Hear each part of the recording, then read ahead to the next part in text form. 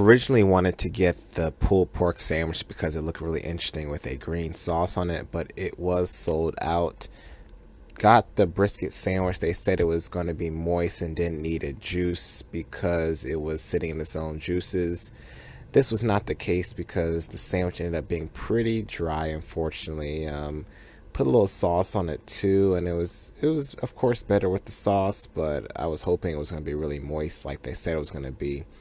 After I did warm up the brisket the next day, it actually turned out to be really, really, really good, actually. So I guess the fat kind of melted through when I reheated it.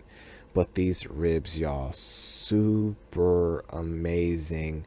Smoky flavor, tender, nice texture to it.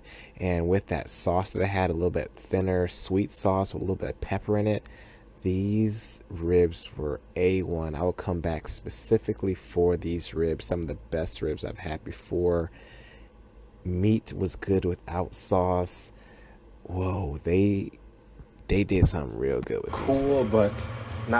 And very small bathroom. It's a turn and everything's in reaching distance.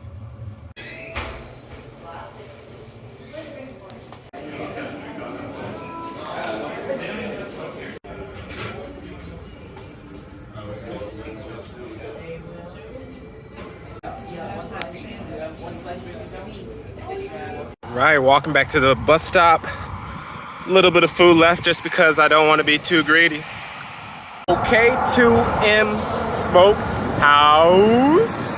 And this is kind of the area that I'm in at my bus stop. You know, not much going around here. But you saw that before I left that line was kind of long.